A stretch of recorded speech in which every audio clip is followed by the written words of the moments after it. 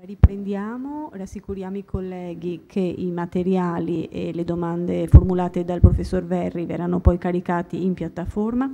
Una domanda che è giunta sia dal nostro polo e anche dal polo di Vicenza riguarda le tempistiche per la realizzazione di questo modulo opera, se possiamo così chiamarlo, e anche la gestione delle domande, se in una terza media è più utile farle svolgere in classe, assegnare invece attività domestica e farle svolgere subito dopo la lettura dei capitoli o con un'altra tempistica. Dunque, io le ho pensate per una lettura, cioè ho pensato le attività che siano svolte nel corso della lettura. Anche perché, a parte quelle della rilettura, voglio dire, che vengono poste dopo, questo diciamo che ha il difetto di non consentire, se la lettura viene fatta insieme ai ragazzi, una continuità di fatto, nel senso che si perde un po' il gusto del testo nella sua continuità.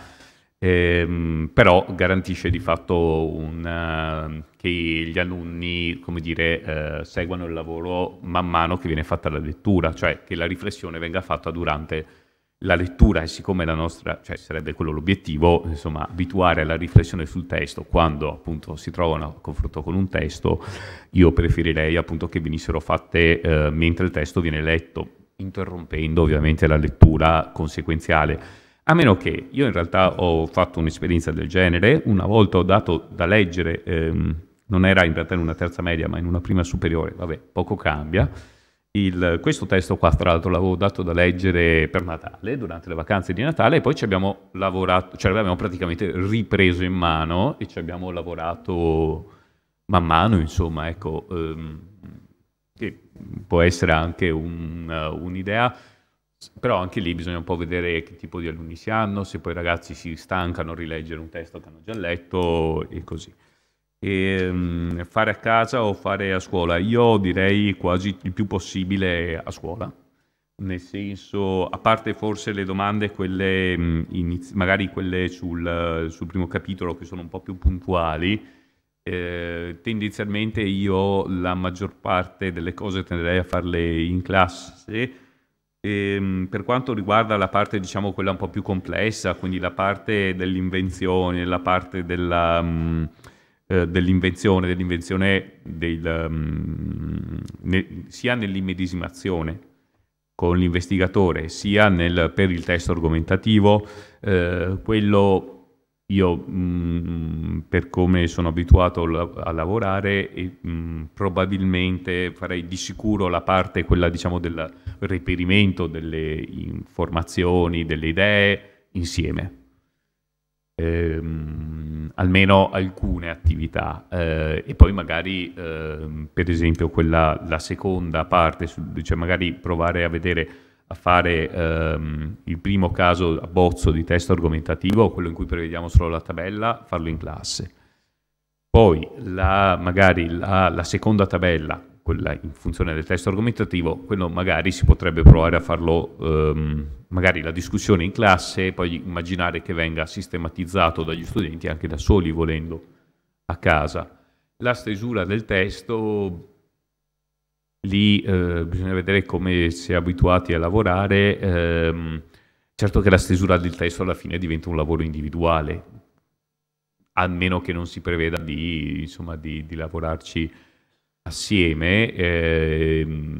Tendenzialmente quello forse, dopo che comunque il lavoro è stato fatto in classe, si potrebbe anche pensare di farlo fare a casa.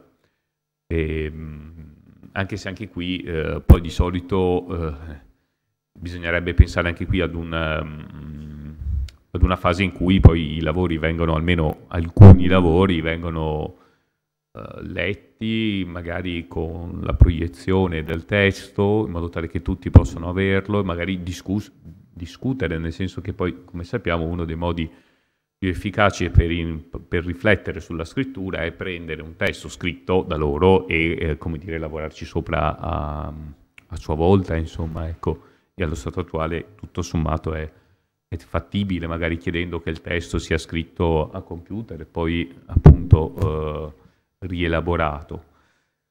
Come tempi appunto, poi dipende in realtà, ci sono tutte queste variabili. In realtà secondo me sono, per esempio, il lavoro che ho proposto sul primo passo, almeno 2 ore. Cioè lo stretto necessario, secondo me. Perché poi l'ultima domanda prevede appunto di immaginare quali siano gli indizi e così già, diciamo, 2 ore. Per i lavori fatti sul passo 2 e sul passo 3, secondo me siamo anche lì sulle 2-3 ore per passo, almeno, secondo me. C'era qualche altra domanda? Sì, sì. Allora, delle domande dal polo di Padova e di Treviso segnalano appunto una certa difficoltà lessicale, che appunto non è un lessico regionalistico dialettale, ma un lessico specialistico della giustizia, legato al mondo dei commissariati, delle questure. Se è possibile anticipare, preparare gli studenti con altri testi, con altri brani, se ti viene in mente qualche altro accostamento appunto per la preparazione poi ad affrontare il modulo opera. E poi ci anticipavi all'inizio della tua lezione anche un collegamento con Manzoni. Ora non so se abbiamo il tempo per dire qualche cosa. Facciamo velocemente. Allora, in realtà sì, è vero, il lessico non è un po' problematico, ma in realtà è un lessico che loro, guardando film e telefilm polizieschi, tutti i giorni guardano. Per cui, che so, magari chiedergli di guardare qualcosa anche per casa, dico la prima cosa che mi viene in mente, il commissario Montalbano. Così, qualcosa che abbiano, cioè nel senso potrebbe essere, nel senso, è vero che per lo più sono telefilm non italiani ma anglosassoni di là dall'oceano e quindi con un lessico completamente diverso. Però insomma, se si prende qualcosa di italiano, perché non chiedere magari prima di riflettere su qualcosa che di sicuro hanno visto? Mi viene in mente così il commissario Montalbano, perché è quello che insomma poi anche qui di ambito siciliano, per cui ci andrebbe benissimo.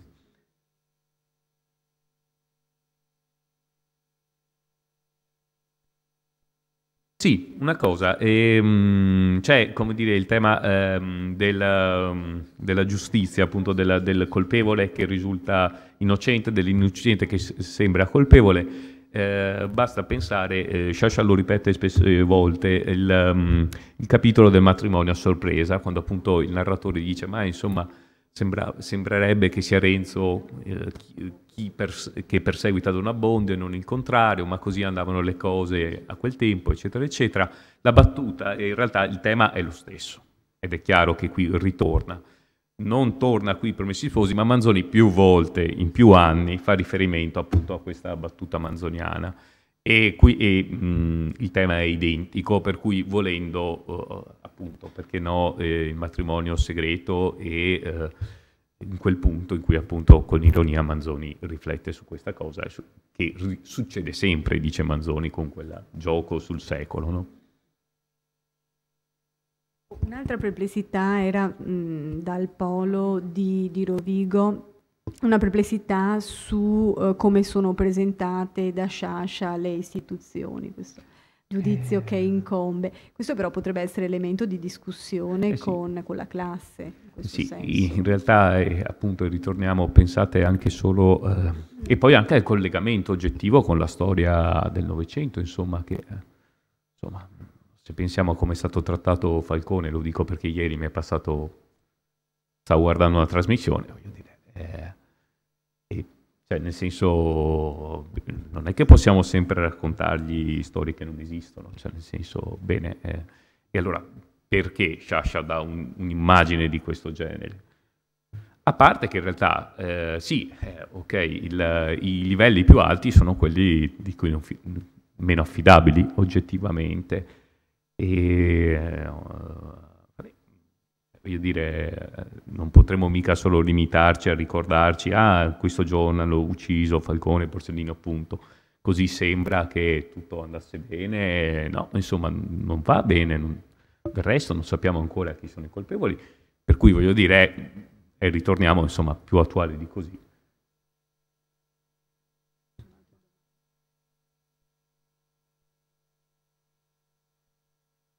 Se vuoi. Ringraziamo. Allora invitiamo la professoressa Rigo.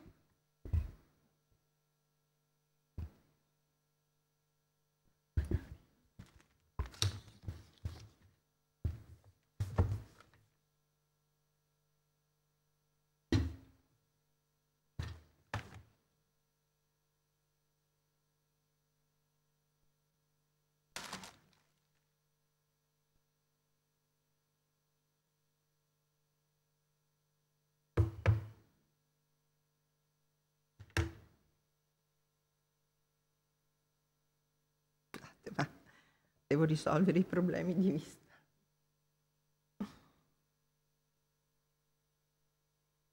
Bene, buongiorno a tutti.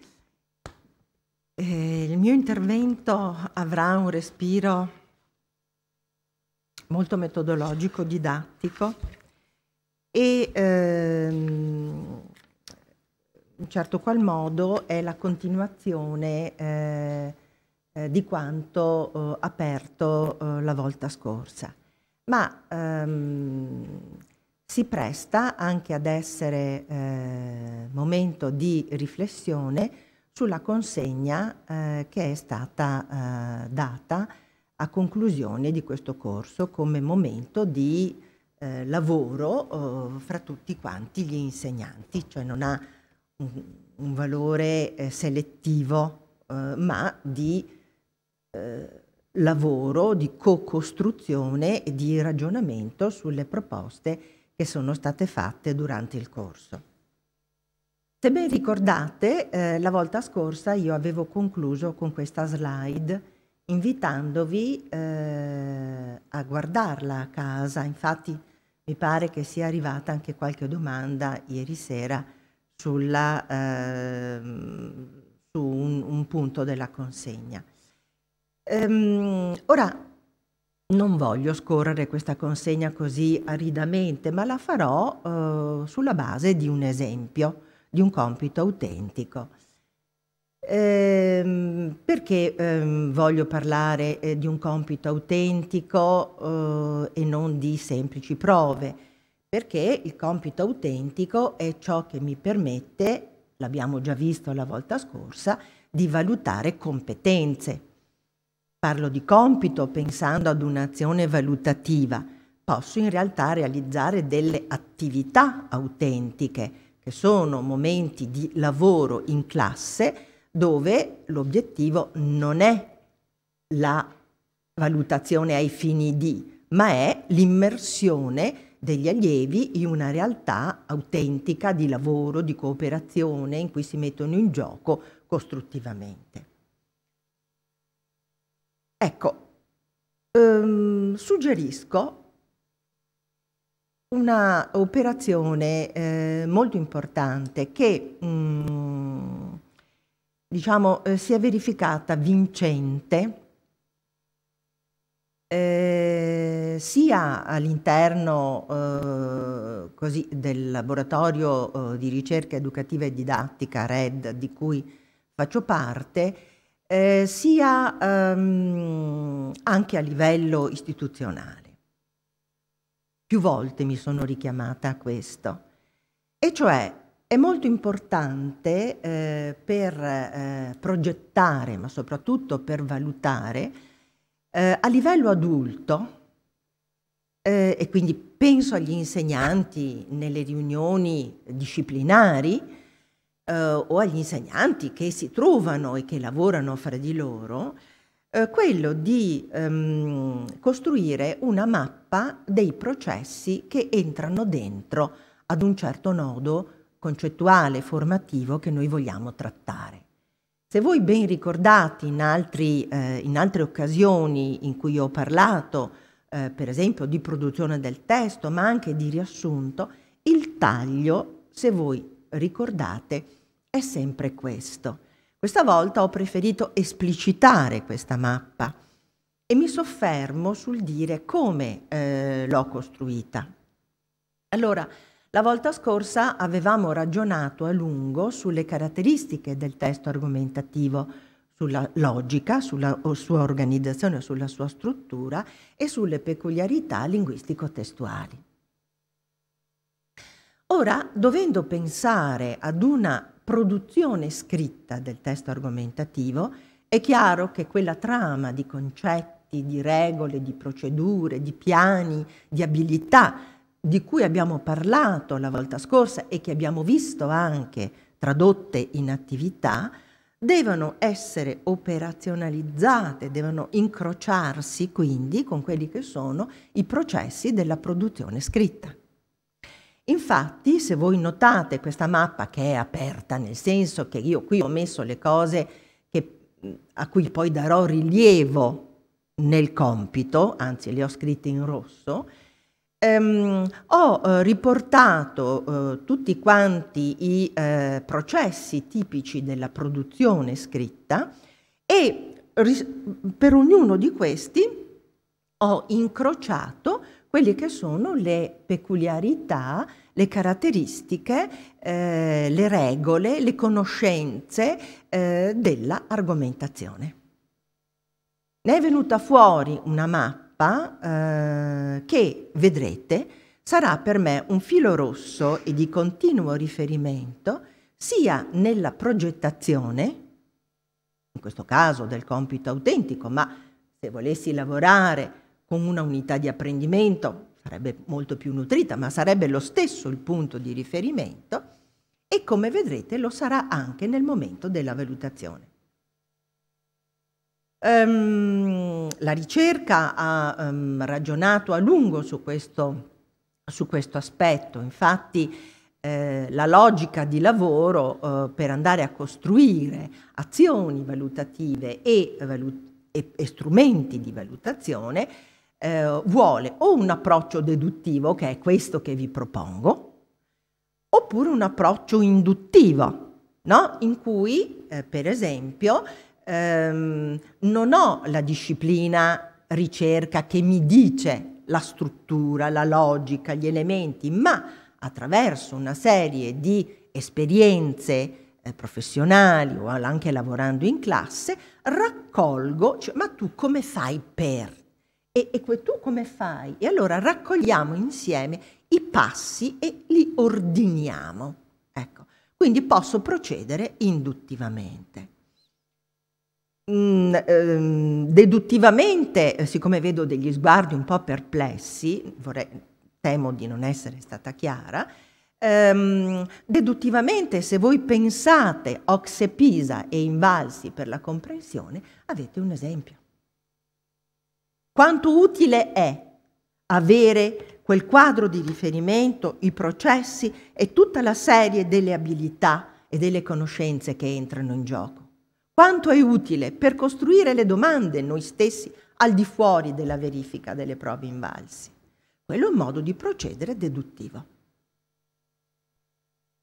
Su quelli avete visto che Ocse Pisa ha costruito poi anche lo strumento di valutazione.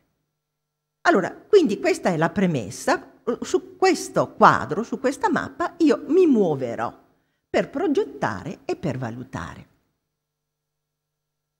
Dunque, il mio compito autentico è incentrato su un problema che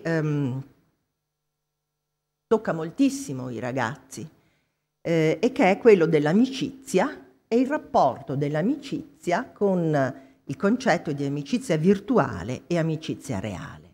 Ci sono delle indagini recentissime, per esempio sulla causa della infelicità dei giovani, no? Determinata dal numero delle ore in cui stanno collegati. Però è anche vero che se non si collegano sono altrettanto infelici. Allora dove sta la soluzione? Dove sta? Qual è il problema? Ecco, quindi io parto da una situazione problema. Il compito autentico, lo dicevamo la volta scorsa, è qui per allargare? È qui?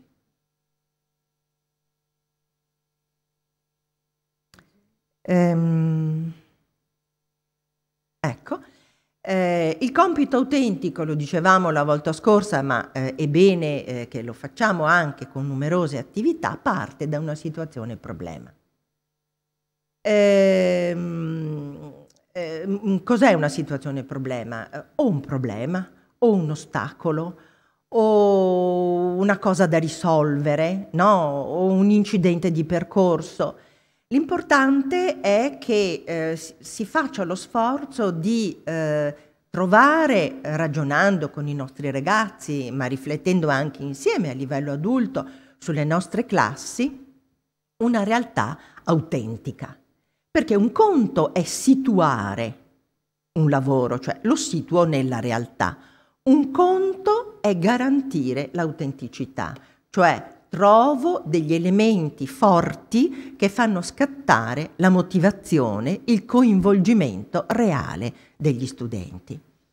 E qui la situazione problematica è proprio quella di invitarli a ragionare sulla loro stessa esperienza e sulla influenza che la tecnologia e i social media hanno sulle interazioni sociali, in particolare sulle relazioni di amicizia. In che modo? Che fare? No? Facciamo un'indagine interpellando i ragazzi stessi. Allora io ho deciso, ecco, vi voglio far notare questa impostazione dell'argomento e domando: la mia consegna potrebbe fermarsi a quanto andrò ora a leggere? Leggi il dialogo tra il Piccolo Principe e la volpe che ho messo in piattaforma dal testo di Antoine de Saint-Exupéry e rifletti sul significato di amicizia. Secondo te, quanto propone la volpe al Piccolo Principe, se tu vuoi un amico, addomesticami, ha un senso solo nelle relazioni nel mondo reale oppure vale anche per le relazioni virtuali? Amici virtuali, amici reali? Ecco, se io mi fermo con una consegna di questo tipo, aspetto un prodotto. Aspetto un prodotto, un'argomentazione, ma non è ciò che mi interessa. Cioè, aspetto questo prodotto, a me interessa questo prodotto, d'accordo? Ma mi interessa anche poter osservare e valutare se l'allievo sa percorrere, sa risolvere i processi, le tappe che portano a questo prodotto. E quindi se sa, per esempio, ricercare le informazioni. Quanto è importante parlando di argomentazione, primo. Secondo, se sa pianificare, soprattutto l'argomentazione. Lo diceva prima anche il professor Verri, no? Che è un testo che ha una sua complessità, d'accordo? E che quindi occorre accompagnare attraverso la elaborazione di un piano, di una scaletta o di un piano di intenti, perché poi aiuteremo l'allievo nel momento della stesura a sgombrare la mente da quel gruppo di fatica che si crea tra la gestione delle idee e la gestione della loro verbalizzazione. Allora, se le idee le ho già prima, in qualche maniera tracciate, posso impegnarmi maggiormente nella gestione della veste linguistica del testo e quindi posso chiedere una particolare attenzione su degli aspetti linguistico-testuali, per esempio. E allora ecco che questo argomento lo sgrano in una consegna più dettagliata, in cui chiedo dei particolari momenti di lavoro sui sottoprocessi della produzione argomentativa. Naturalmente, qual è la destinazione di questo lavoro? La destinazione, cioè il prodotto è senz'altro un'argomentazione, la destinazione è la pubblicazione in un sito, chialo.com, ma ne voglio parlare dopo perché so che rischio di farmi trascinare, di farmi prendere la mano. Vi invito a guardarlo perché è un sito americano. Dopo lo apriremo, nel momento delle domande lo apriremo, io ho già inserito questo lavoro, però l'ho chiuso ai contributi perché lo volevo presentare a voi, ed è molto interessante perché si può porre una tesi, è un dibattito scritto, ci possono essere degli interventi pro e contro, Naturalmente gli interventi pro e contro hanno i limiti di spazio, 500 caratteri, 500 battute compresi gli spazi, e sono molto poche. Ringrazio il professor Torcellan che mi ha suggerito questo sito.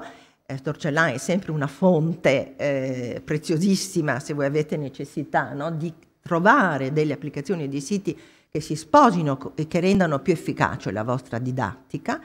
È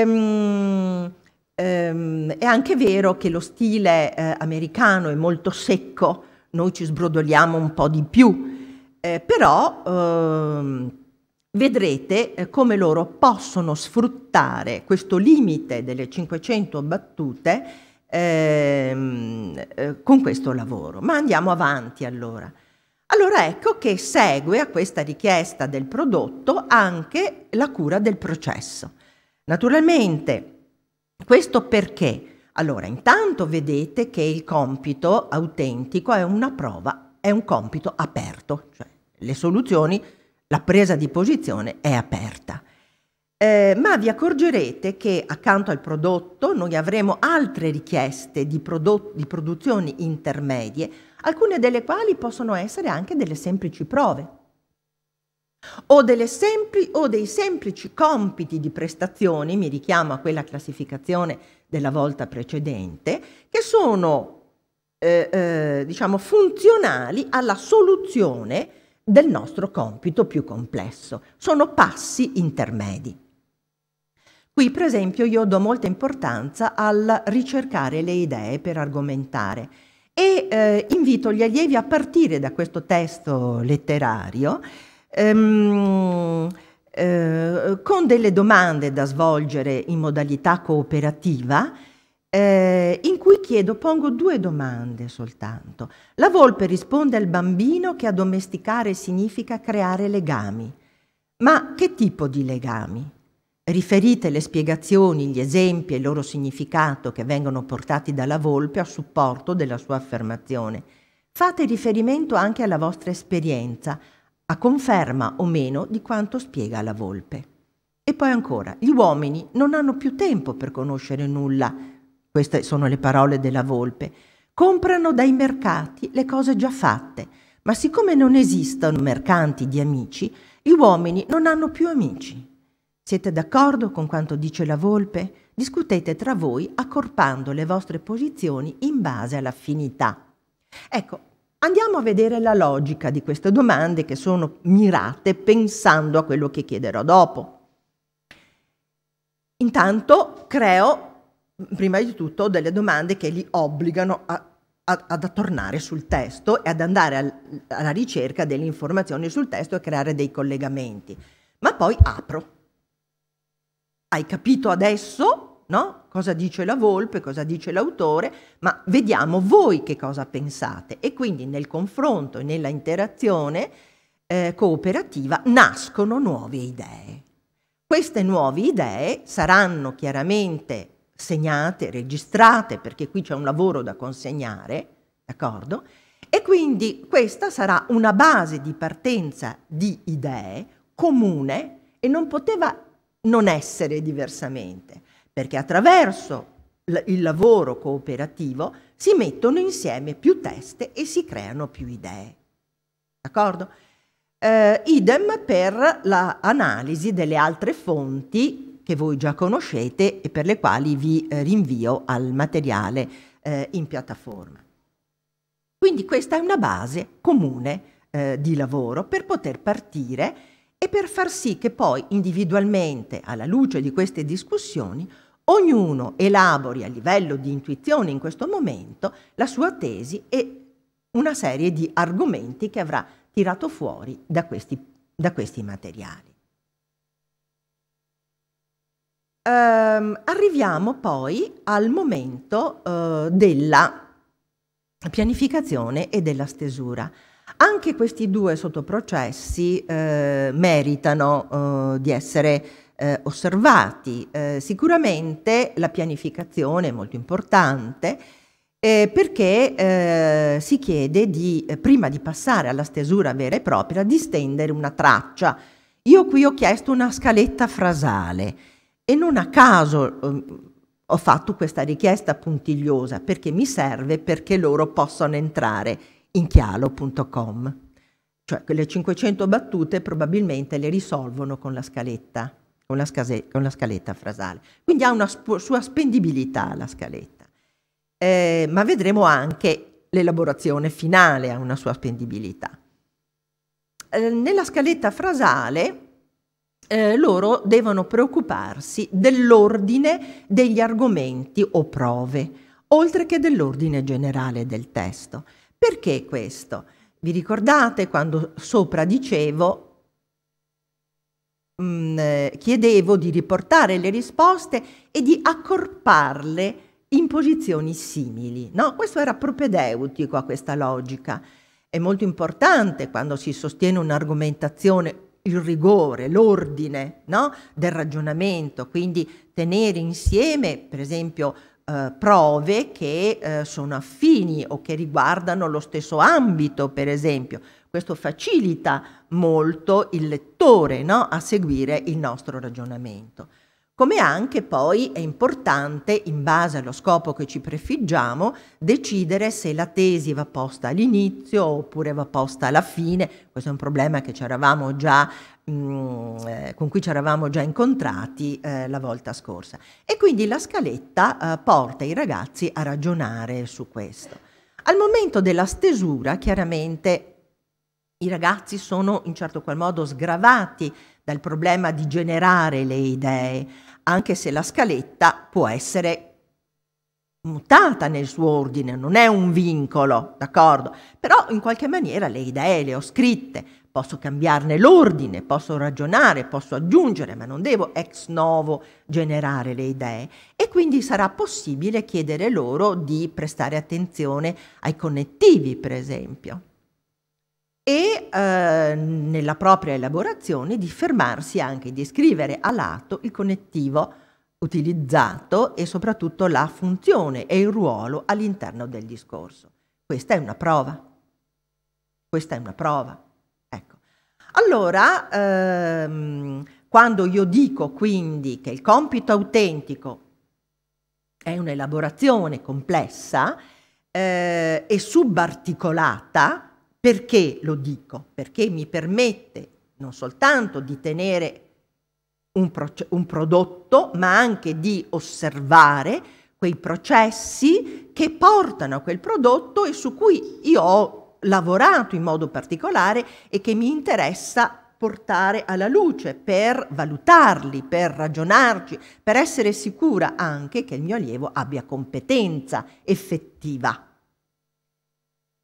E quindi la possibilità quindi di subarticolare con prove o con compiti di prestazione, cioè con attività che sono intermedie, che sono la composizione del prodotto, fino ad arrivare poi al momento conclusivo in cui invito l'allievo a rivedere il proprio testo e a autovalutarsi in base ad una serie di criteri che vengono già dati, criteri sui quali i ragazzi hanno già lavorato all'interno della unità di apprendimento che sta alle spalle di questo compito autentico e criteri che riguardano l'aspetto superficiale del testo o l'aspetto profondo. Su questi stessi criteri a volte i ragazzi si perdono per la strada quando rivedono il proprio testo e si autovalutano, no? Perché magari esprimono una valutazione intuitiva, ma allora ecco che non sarà così se noi creiamo in parallelo anche momenti di covalutazione, cioè di una valutazione da parte dei compagni del gruppo in cui io ho lavorato. Per cui ci sarà uno scambio alla fine e discuteremo insieme sugli stessi criteri di revisione e di valutazione. Non sarà importante come si valuterà l'allievo, no? Io mi valuto questo X o Y, ma sarà importante il ragionamento che accompagna, no? Perché? Questo te lo segnalo come punto critico, perché? Ecco. E allora, alla fine di questo lavoro, io ho aggiunto in questo materiale una traccia dell'autovalutazione del singolo a livelli. Ho tralasciato di curare alcuni aspetti perché non ho svolto la parte del compito perché. Oppure il livello più alto, ho fatto un lavoro scrupoloso e accurato, rivedendo più volte, interrogandomi usando le strategie di.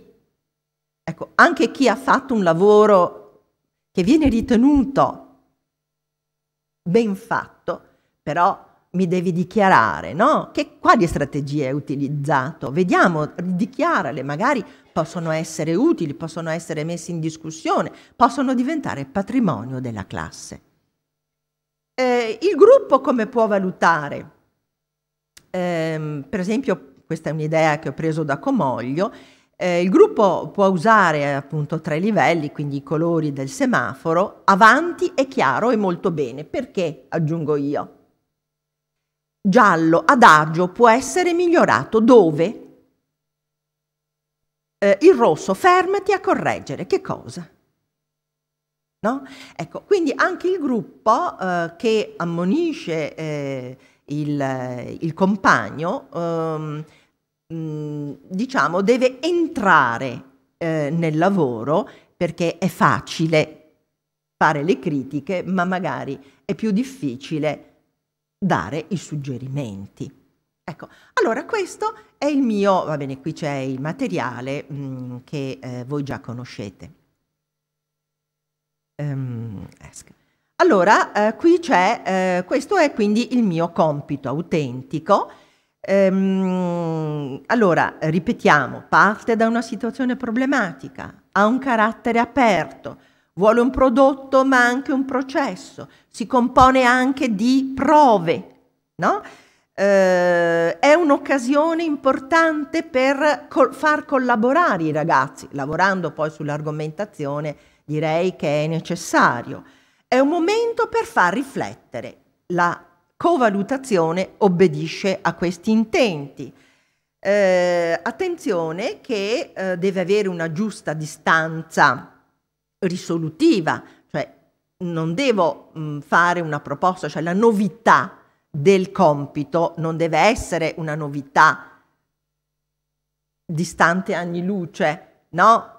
Altrimenti metto in difficoltà i miei allievi, quindi devo valutare la giusta distanza risolutiva rispetto ad una fase di esercitazione. Ci deve essere questa distanza? Sì. Ci deve essere una buona dose di novità? Sì. Perché altrimenti io non creo il transfer, perché altrimenti se ripropongo, cioè non creo competenza. Cioè se ripropongo situazioni di lavoro che sono simili a quelle in cui l'allievo si è esercitato, l'allievo applica. Io devo creare qualche cosa di nuovo, di non noto, nella giusta distanza risolutiva, affinché avvenga il transfer, cioè l'allievo dice, qui ho imparato così, bene, allora adesso posso, adattando, fare questo passo ulteriore. È molto importante che ci sia un rapporto con il curricolo. Cioè, quando io scelgo di fare un compito autentico, il compito autentico investe anche un certo tempo. Qui più di tanto il tempo saranno un 6 ore per fare questo lavoro, no? Fatti in tappe diverse, perché riguarda italiano. In realtà, se voi guardate le linee guida della certificazione, l'invito è quello di allargare a più discipline. Allora, quando io lavoro su un compito autentico, devo stare ben attento perché impegna come lavoro, impegna come tempo e quindi sceglierò quei compiti autentici che meglio rispondono anche alle indicazioni del mio curriculum d'istituto. Sicuramente un compito autentico sull'argomentazione credo che non ve lo tolga nessuno, come si suol dire, essendo il compito autentico anche una prova dell'esame scritto. Quindi quando pianificate all'inizio dell'anno fate i conti con questo, no?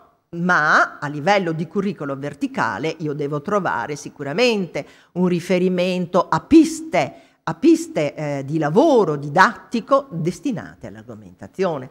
Quindi ci deve essere una continuità, soprattutto nel rapporto compiti, nodi e percorsi formativi.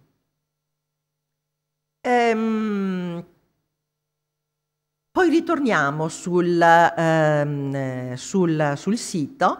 Ecco, altra cosa molto importante, non dimenticate, quando costruite il compito autentico, di segnarvi i traguardi che vengono messi in gioco e verso quali competenze chiave puntano queste attività. Questo è molto importante perché mi serve per valutare e per certificare. Ho già detto che non posso pensare alla certificazione a fine anno, lo devo fare continuamente, sposando sempre le logiche, e mi devo dotare anche di strumenti finalizzati a questo. Io non li presenterò qui, però noi li stiamo sperimentando all'interno del laboratorio RED. Bene, riassumo brevemente, prima di passare agli strumenti di valutazione, che in parallelo alla consegna devono essere dati all'allievo, ma non dati dall'alto al basso. Non ci appartengono questi strumenti, non appartengono a noi insegnanti, ma ci appartengono come realtà della classe, come comunità. Quindi lo strumento non è qualche cosa di estraneo all'allievo, ma è qualche cosa su cui l'allievo ha lavorato durante l'unità di apprendimento, cioè alla cui costruzione ha lavorato. Ecco perché io non parlerò di rubrica, ma parlerò di matrice valutativa. Per la logica di costruzione che adesso vedremo, ma anche per questa filosofia. Cioè la matrice è uno strumento co-costruito con gli allievi, che quindi dà senso e li fa riconoscere nel loro lavoro. In sintesi, prima di passare allo strumento, allora avrò una valutazione da assegnare al gruppo, e poi vedremo, perché qui immagino già le domande che mi verranno poste, no? Perché sono state poste anche in piattaforma, come al gruppo, al singolo, una valutazione mista, e qui vediamo. Ci sarà una valutazione da assegnare al singolo, dovrò dotarmi di una matrice con degli indicatori e le loro esplicitazioni da dare unitamente alla consegna. Ci sarà il lavoro, le consegne del gruppo sono la ricerca delle informazioni e la revisione finale, le consegne del singolo, la pianificazione, la stesura e l'autovalutazione. Eccola qua, questa è la mia matrice, lo strumento di valutazione.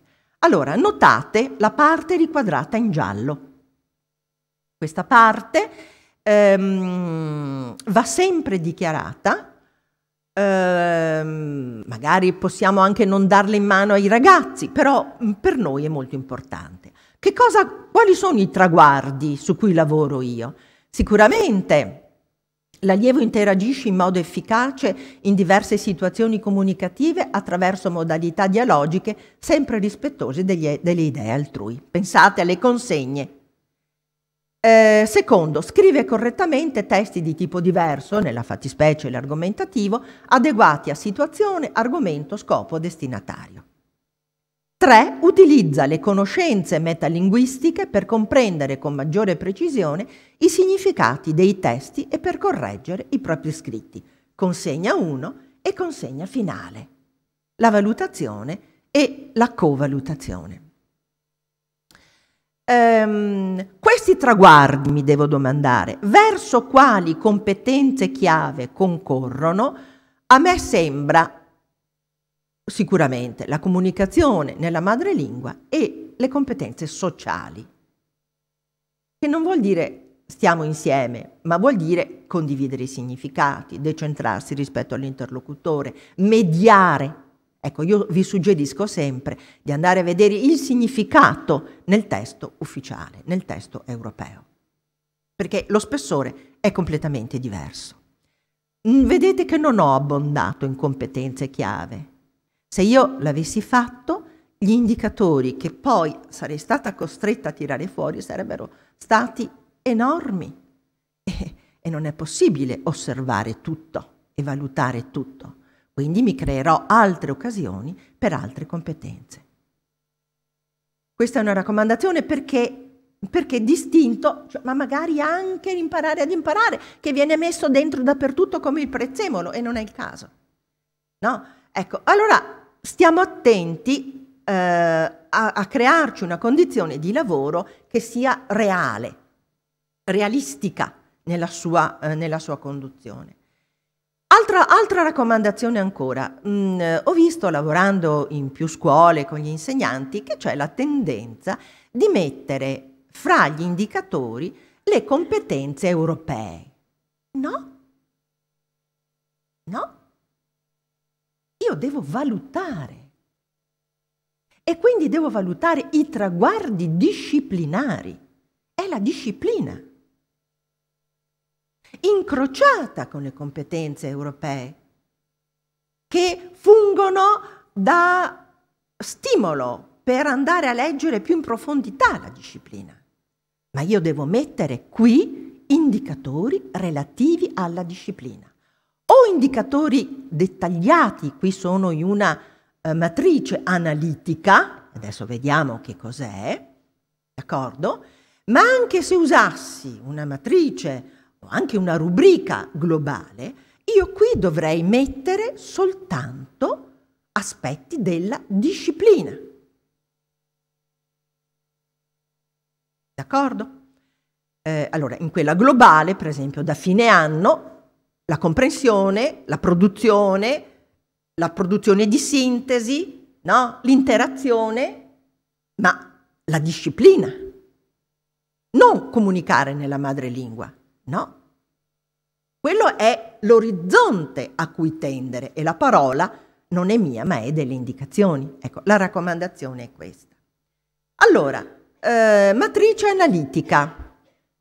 Matrice analitica o anche rubrica analitica. Wiggins ha dato questa definizione, ma poi se voi guardate il quadro europeo delle lingue, lì dentro trovate scale analitiche e scale globali, quindi analitiche, quindi dettagliate, indicatore per indicatore, che va verso la stessa competenza, per esempio l'argomentare in forma scritta, oppure possiamo avere delle, Wiggins le chiama olistiche, ma sul termine olistico c'è tanto da discutere, perché la pedagogia dà un significato diverso ad olistico, ma comunque chiudo subito la parentesi, non voglio entrare in questa discussione.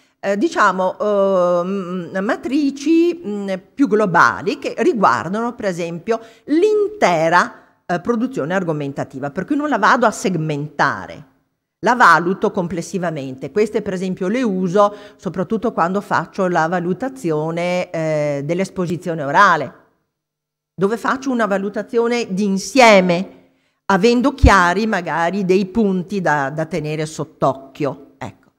Oppure posso avere appunto delle rubriche o anche delle scale o anche delle matrici globali da usare a fine anno, in cui io esprimo un giudizio sulle competenze che ho dichiarato nel mio curriculum verticale come meta della classe, per esempio, che sto portando a fine anno, seconda, terza, eccetera, eccetera. Quindi la comprensione, che cosa per la comprensione, la produzione del testo, la scrittura creativa, l'ascolto, ecco, cioè quelle competenze su cui ho lavorato, ma le tengo tutte insieme e le esprimo in maniera sintetica. Quadro europeo insegna. Allora, attenzione, come si costruisce una matrice? Io penso di non andare su terreni completamente scoperti, però mi interessa sottolineare questa logica. Allora, intanto vediamola questa matrice, perché altrimenti rischio di parlare di qualche cosa che non esiste. Ecco, osservate, questa è la matrice questa parte, c'è una parte in verticale dove voi ritrovate che cosa? Ritrovate, cioè vedete da lontano qui o devo ingrandire un pochino? Forse conviene che io ingrandisca. Forse sbaglio. Più di così non si riesce? Più di così non si riesce. Allora, leggete la parte della prima colonna. Allora, che cosa ritrovate qui? Qui voi ritrovate quei processi, quei sottoprocessi della mia mappa e che rispecchiano le subarticolazioni della consegna, quindi ricercare le idee per argomentare e qui sotto delle esplicitazioni che è importante che io metta, perché posso osservare più cose, ma a me interessa in questa consegna, in questo lavoro, vedere come l'allievo ha cercato le fonti, se sono sufficienti queste fonti e soprattutto se è stato in grado di elaborare la sua tesi e gli argomenti. Allora, per ogni indicatore, vedete il pianificare, il testo, l'argomentazione, qui osservo la coerenza della scaletta e l'ordine. Stendere l'argomentazione, osservo lo sviluppo del tema dell'argomentazione e i collegamenti connettivi. Nella rivedere e valutare il testo, gli errori morfosintattici e i criteri di valutazione e il rispetto dei criteri di valutazione per la propria valutazione o per la valutazione di gruppo. Interagire e comunicare senza sopraffare, che è fondamentale per l'argomentazione, porsi in relazione e confrontare le proprie idee con quelle degli altri. Il confronto è fondamentale. Allora, prima cosa, e molto importante, è che in ordinata della mia matrice io ponga che cosa? Gli indicatori e le loro esplicitazioni, cioè non basta solo l'indicatore, per chiarezza, per trasparenza. E che cosa emerge in ordinata? Emerge che cosa? Quanto l'insegnante si rapporta a fondate teorie sulla disciplina. Conoscenze, ad abilità, a regole, a procedure, disciplinari. Calco con calore questa espressione, perché? Perché in questo momento in cui così c'è anche una forza polemica, rivediamo le competenze, non mettono in gioco le conoscenze, ma chi l'ha detto? Forse c'è un po' di confusione. Senza conoscenze e abilità è come pensare di fare una casa senza cemento e senza acqua e senza ghiaia. D'accordo? E bisogna però conoscere la disciplina. Non posso intuitivamente, perché emerge subito dagli indicatori e dalle esplicitazioni la padronanza professionale della disciplina. Ma ancora di più quello che emerge è anche la capacità dell'insegnante di riconoscere questi aspetti disciplinari come conoscenze dichiarative, so questo, che vanno quindi a rispondere alla componente cognitiva della competenza. Oppure questi aspetti riguardano so fare, che riguardano la componente operativo-aggiuntiva della competenza. Oppure so perché faccio così, a che cosa mi serve, verso dove mi porta queste conoscenze, che riguardano la componente metacognitiva della competenza, ma anche so fare nel gruppo, so interagire con gli altri per affrontare questo compito, che riguardano la componente relazionale e interattiva. Ecco la logica della matrice, lo spessore delle conoscenze.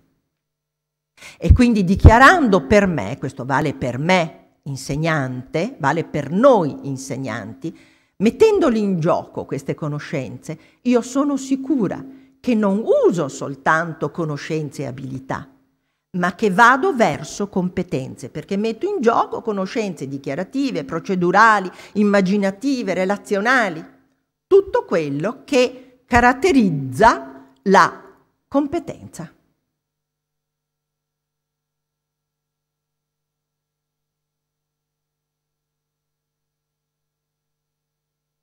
Ok, quando devo sviluppare l'asse orizzontale, quindi mi muovo in ascissa, è difficilissimo. È difficilissimo, perché la preoccupazione quale deve essere? Deve essere quella di creare una graduazione che rispetti effettivamente le soglie della competenza e che non sia quindi intuitiva, creando salti di livello.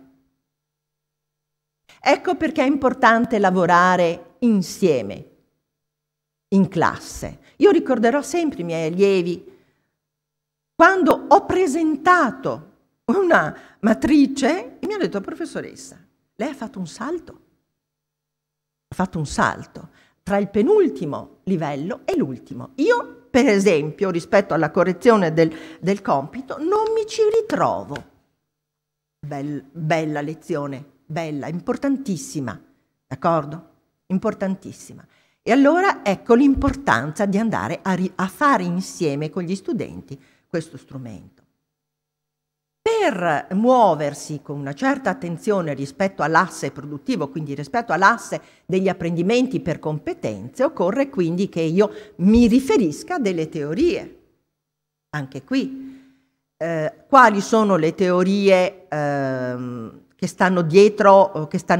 Per esempio, sicuramente la didattica per padronanze, sempre laboratorio RED, che ha impostato questo modello dal 94, e questi sono i processi, ma vi invito ad andare nel sito per capirne, adesso non mi voglio soffermare, o ancora vi invito a rivedere per esempio la rivisitazione della tassonomia di Bloom, che quindi non ha più quel carattere stretto, rigido e gerarchico, ma vedete il rapporto tra asse delle conoscenze e asse dei processi che genera delle intersezioni operative.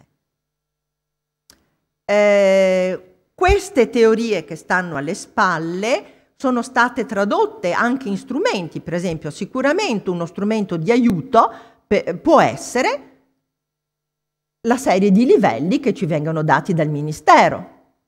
Ne abbiamo già parlato, io li ho scomposti in questa maniera per leggere gli elementi che agiscono, la complessità del compito, la situazione più o meno nuova, la padronanza o meno nell'uso di conoscenze e abilità, la presenza di consapevolezza, autonomia e responsabilità. Oppure io suggerisco questo strumento perché per me è stato dirompente nell'uso, elaborazione di Tessaro, lui rifacendosi sia alla didattica per padronanze, sia alla rivisitazione del modello di Bloom, ma poi anche ci sono altri studiosi, Trinchero per esempio, Comoglio per esempio, c'è tutta lo stesso Castoldi, no? Ecco, che hanno ripreso, che invitano a rivedere queste teorie che stanno dietro all'apprendimento per competenze, ha elaborato questo strumento che lo vedete anche riportato nella matrice. E cioè vedete questi verbi che stanno all'incrocio dei livelli con l'asse delle conoscenze, e che per chi lavora sulla matrice diventano, come dire, input, no? Per poter rispettare la graduazione delle soglie di competenza. Dunque adesso, scusate un attimo, facciamo un esempio, torno alla mia matrice. Facciamo un esempio. Andiamo per esempio alla No? Eccolo. Andiamo per esempio al pianificare. Chiedevo la scaletta e l'ordine. Nelle mie esplicitazioni, cioè quello era quello che avrei messo a fuoco. Allora, cosa fa? Oh no. Cosa fa l'allievo che è, scusate, l'allievo che è al primo livello, cioè l'allievo che è esordiente. E quindi che cosa vuol dire esordiente? Quello che imita consapevolmente, perché ha capito comunque l'importanza di imitare. E rispetto a chi lo fa senza capire è già un passo metacognitivo, dice Tessaro. No? Rifletteteci un attimo. Quindi cosa fa? Imita e ripete. Allora riferisce informazioni fattuali in un elenco. Non si pone ancora il problema dell'ordine, però crea un elenco. Informazioni dei fatti, quindi ciò che è più evidente. Cosa fa l'allievo che perché non va avanti? Qui non sono capace di spostare. Devo spostare. Ecco, forse così è meglio. Sì, grazie.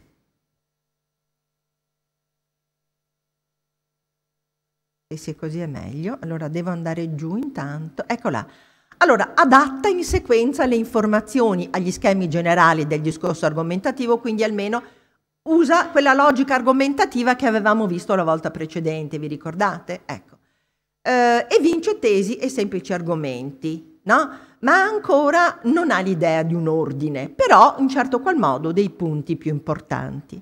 E ancora, chi si muove secondo una esecuzione conforme, quindi realizza, produce, quindi fa qualche cosa, padroneggia in qualche cosa, produce una scaletta coerente tra le parti, mettendo in evidenza i punti significativi e gli elementi a sostegno, quindi ha l'idea di un ordine globale del testo. Dove troviamo invece l'opposto? In un quarto livello, osservate che la matrice ha 5 livelli. Ecco, perché? Perché non sono in fase finale, sono durante l'anno, con 4 livelli rischio di appiattire troppo. Quindi meglio 5 perché scremo alto al limite, altrimenti abbiamo notato che c'è un appiattimento verso la parte più alta. D'accordo? Allora l'allievo che si può dire che ha un profilo rilevante è quello che comincia già a mostrare una sua specificità nell'azione e quindi organizza la scaletta in base alle parti fondamentali dell'argomentazione, caratterizza l'ordine secondo blocchi di argomenti, eccolo qua, o raggruppamenti per affinità e o per ambiti di conoscenze. Qui emerge chiaramente poi nel livello più alto dove l'allievo inventa e crea e quindi si preoccupa del destinatario, no? Quindi dà quel tocco in più alla sua argomentazione. Che cosa vale la pena osservare in questa formulazione? Vale la pena osservare ciò che è bene evitare e ciò invece che si raccomanda di rispettare. È bene evitare allora nell'uso delle matrici sicuramente, ma anche nell'uso delle rubriche. È bene evitare di dire l'allievo svolge i lavori in maniera esaustiva.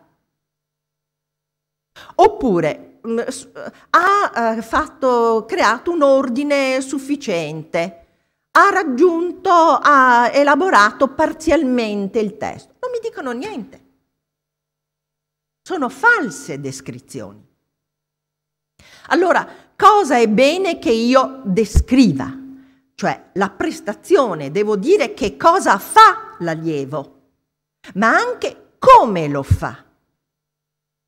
E in questo come è in questo come che io tengo presente quelli che sono quei verbi input di cui abbiamo parlato, perché mi danno l'idea della misura, mi danno l'idea delle caratteristiche della soglia.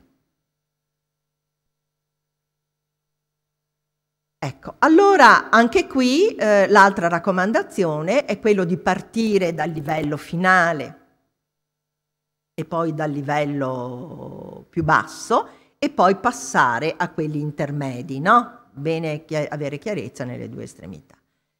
Mi interessa sottolineare sulla importanza della matrice ancora il fatto che sia una scala di qualità, il fatto che aiuti l'allievo a capire ciò che sa fare con ciò che sa, ma soprattutto che sia uno strumento di condivisione con l'allievo. In questo senso matrice, mater.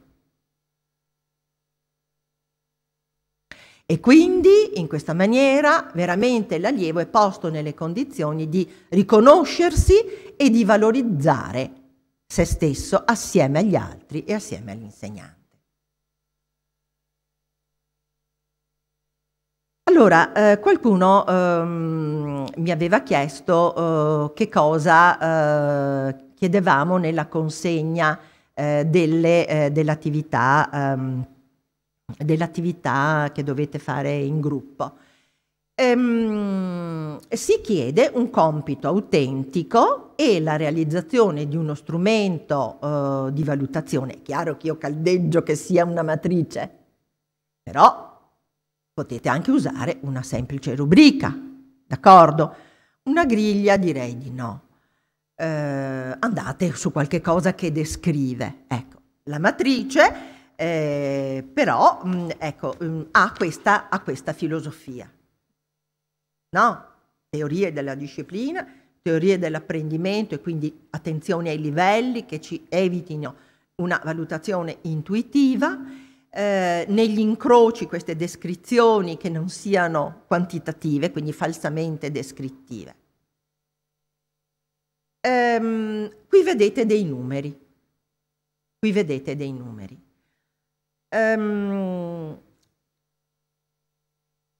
Quando si lavora sulle competenze si descrive. Però è anche vero che ci viene chiesto di lavorare sulle competenze, poi ci viene chiesto di valutare le conoscenze, gli apprendimenti, definendo conoscenze e abilità. Ci viene chiesto un voto, ma ci viene chiesto anche un giudizio. Insomma, allora, o di qua o di là, signori miei. Sono logiche diverse. Allora, però mi sono anche domandata, ci siamo all'interno del laboratorio domandati anche, è un tormentone questo, oppure possiamo fare di questo tormentone un valore? Io credo si possa fare un valore, senza per questo, attenzione, voler incastrare le logiche nella stessa misura. No. I voti, la quantità e la qualità. Ma come farle dialogare insieme? E allora esiste una valutazione, una ponderazione.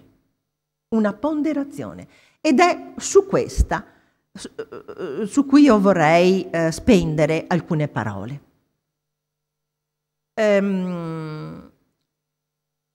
Allora, intanto suggerisco di partire sempre dallo strumento qualitativo. Strumento qualitativo. Perché lì è chiaro. Uno strumento qualitativo fatto con rigore, che non siano parole a vanvera, generiche. Lo ripeto fino ad essere noiosa. Allora, è possibile, vedete, io stabilisco la mia scala, in questo caso 5 livelli. Poi, prima operazione. Valgono tutti lo stesso peso gli indicatori? Allora qui io ho dato dei pesi. Se fossimo in una situazione diversa da questa, chiederei anche i vostri pesi coincidono con quelli che ho dato io e sarebbe interessante discutere. no? Ma ve lo chiedo lo stesso però, perché magari poi nei gruppi voi lo potete fare fra di voi nei vari poli. Ecco, per esempio io ho dato alla pianificazione 2, cioè per me vale di più. Riconosco che qui ci sia un impegno, un certo impegno. Idem per la revisione del testo e l'autovalutazione. Magari voi potete scegliere qualche cos'altro. Allora, stante così questi numeri, quanto vale questa prova in termini di punti? Allora, ricercare le idee, ideare per argomentare, 5, pianificare 5 per 2, mi seguite? Mi seguite? Quindi 10 fa 15, stendere l'argomentazione altri 5 fa 20, rivedere e valutare il testo argomentativo vale doppio, quindi 10, siamo arrivati a 30, rivedere e valutare in gruppo il testo del compagno 5, quindi 35, interagire e comunicare senza sopraffare 5 e quindi 40 punti. 40 punti. Questi sono i punti della prova, scusate, del compito. Adesso, quanto vale il 6? Quanto vale il 6? Facciamo, qualcuno mi dice, facciamo il livello che sta in mezzo. E perché? Dipende. Dipende. Potrebbe essere che, in base a quello che io ho fatto in classe, dia un valore diverso al 6. E allora dove vado? Vado alla mia matrice. Vado alla mia matrice. E comincio a leggere i livelli. Per esempio, questa parte, no, questa parte potrebbe valere, io dico, ricercare, questo livello è il livello del 6. Mi seguite? Nella pianificazione adatta in sequenza le informazioni agli schemi generali del discorso argomentativo e vince tesi e semplici argomenti. Potrebbe essere una base, no? Potrebbe essere. Allora, quello. E via dicendo. Sono chiara? Voi siete usati come, no, cavie per vedere se sono chiare, perché gli altri poli poveri non riescono a dirmi. È chiaro per voi? Quindi spero anche per gli altri poli. Allora, io ho cercato di, per abbreviare i tempi, di rappresentare così quello che io ho valutato essere il valore del 6, in base ai livelli. Quindi un po' tra il funzionale e un po' tra il praticante. Quanto vale in termini di punti? Allora 3, 4, 7 e 3, 10 e 4, 14 e 6, 20. Ci siamo? 20. 20. Fatalità è la metà di 40, ma non è così semplice. Mi seguite? Fatalità.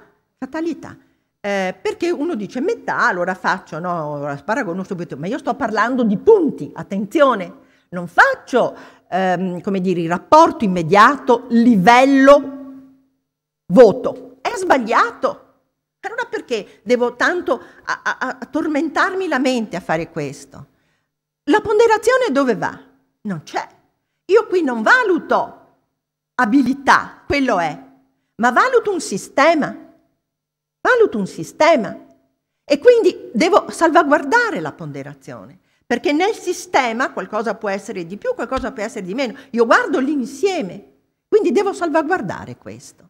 Allora ecco che mi sono avvalsa di questo schema elaborato da Trinchero. Ma attenzione, ci sono altri modi di fare i calcoli. A me è piaciuto questo perché è più rigoroso, ma perché probabilmente era quello che nella scuola superiore si utilizza quando ci dicono, no, la prova scritta quanto vale? 15, la prova orale, no? E allora dobbiamo utilizzare questo calcolo. Tra l'altro ci dicono il 6 è 10, non è mica 7,5. Capito il discorso? Ma ecco perché ho reagito quando mi hai detto no, giusto la metà. Ecco. Allora questo quindi devo calcolare il fattore di scala. Permettetemi di mostrarvi il calcolo già svolto, poi dopo vi guardate meglio nelle slide la logica, altrimenti sforo i tempi. Allora qui io ho fatto questo calcolo. Devo calcolare il punteggio totale, cioè 40, meno il punteggio della sufficienza, sta a 10 meno 6. 20 fratto 4, il fattore di scala positiva, cioè che dal 6 va su, è 5. Quindi l'intervallo tra il 6, il 7 e l'8 è di 5. E mi creo la mia scala. Abbiamo deciso di tenere anche i mezzi voti. Abbiamo deciso anche di tenere i mezzi voti, memore proprio dell'esperienza a scuola, no? Perché è un salto troppo alto e perché ricordo il mio preside Ticozzi, raccomandava il mezzo voto, no? Perché poi nell'insieme della valutazione del consiglio di classe lui diceva ci fa riflettere, ci fa accordare di più, ecco. Lui diceva quindi non eliminateli, ma venite anche con. E io vado, naturalmente io parlo di punti in base al punto che il mio allievo avrà ottenuto per ogni indicatore, andrò a vedere dove si colloca. Naturalmente devo calcolare anche il fattore di scala negativo. A questo punto però devo dire qual è il voto più basso. Nella scuola secondaria di primo grado è il 4, Insomma, perché devo andare più giù? Non serve. Già 4 è un dolore, una ferita, no? Ecco. Allora anche qui vedete che il fattore di scala è 10. È 10. Allora ecco che il livello, calcolerò la mia scala. Allora vedete quanto io ho ponderato. Ma sono partita dalla ponderazione ragionando su che cosa? Sulla descrizione, una descrizione dei livelli di soglia che è stata condivisa con la classe, che è nata dal lavoro con gli allievi. Ecco perché matrice. D'accordo? In cui i ragazzi si ritrovano e si riconoscono. Ci siamo?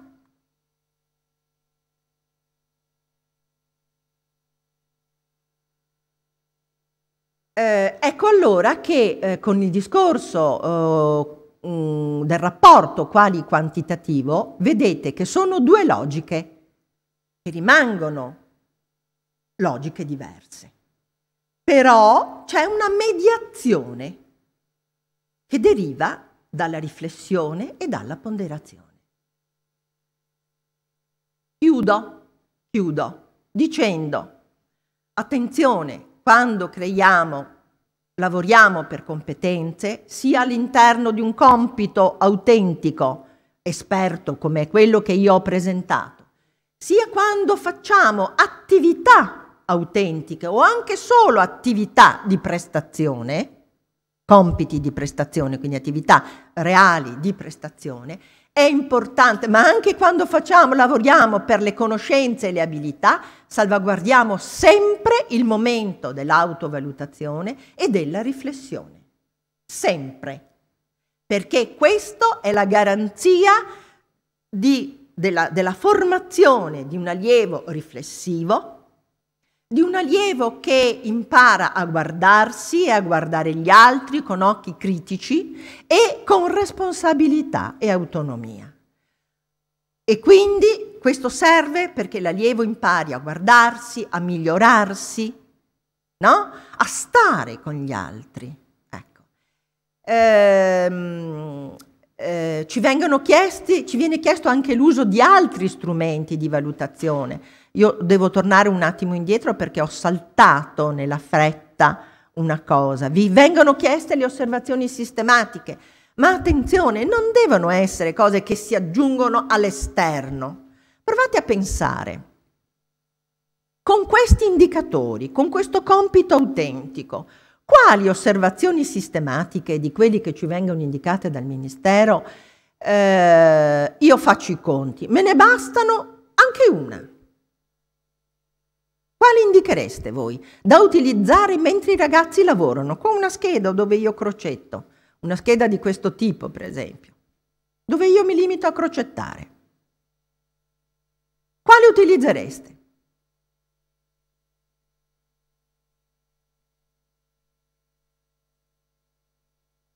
Vediamo la consapevolezza, è consapevole degli effetti delle sue scelte e delle sue azioni. Entra in gioco in qualche indicatore?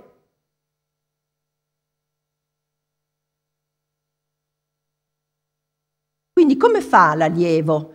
Cioè spara le cose oppure valuta, vediamo, ci sono dei criteri? Nella valutazione di gruppo. Allora in quel momento l'insegnante che ha una griglia, vedete questa è una griglia, non c'è niente scritto nella griglia, no? Allora io che cos'ho? Ho praticamente la consapevolezza, osservo, lo posso fare anche in puntate diverse, d'accordo? Con più rilevamenti in occasioni diverse. Se per esempio Ruggero o Lucia o Martin o Martino, d'accordo? Fanno che cosa? Ripetono quello che dicono i compagni, o se invece nel valutare dice no aspetta un momento, il criterio è questo, allora vediamo, d'accordo? Sono osservazioni, ma siccome più occhi valgono di più, vediamo anche voi, siete stati bravi valutatori? Avete tenuto conto dei criteri che vi sono stati dati? Ecco. Quindi questo momento è sempre messo in gioco, continuamente messo in gioco, anche in questi momenti. E quindi io in questi momenti, dentro alla mia matrice, mi segno, ed erano quelli gli asterischi che vedevate prima nell'altra slide, sempre ho questi altri strumenti di appoggio, come anche appunto l'autobiografia cognitiva. Posso farla con domande, che cosa hai imparato, è stato difficile, è stato facile, oppure griglie e liste, autovalutati come, sì, ma, eccetera, eccetera. Oppure anche quella che ho utilizzato qui, strategie di valutazione tra compagni, per esempio scambiarsi i lavori fatti, dire prima della fine di ogni lezione agli studenti di dire a un compagno che cosa hanno compreso bene e fare una domanda su ciò che non è stato compreso bene. Oppure, come è il caso, vi ritrovate nell'immagine, no? Esaminare il lavoro di un compagno nei confronti di una rubrica o di una matrice di valutazione, ancora meglio, di una traccia fornita dall'insegnante e valutare. Sono momenti quindi di osservazione, di consapevolezza, di riflessione e quindi di metacognizione. Mi fermo, buon lavoro. Adesso abbiamo il tempo per le domande, sì? Noi ci fermiamo, se arrivano. Allora, scusate, per gli altri poli, vediamo che siamo proprio a ridosso delle 5, delle 17:15. Noi comunque ci fermiamo qui se qualcuno ha qualche domanda da inviare.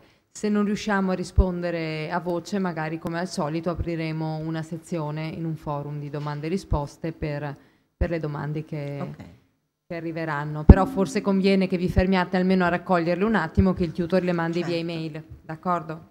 E noi comunque ci ricolleghiamo tra 5 minuti, va bene? Tanto almeno li avranno già elaborate. almeno per i saluti, d'accordo, grazie.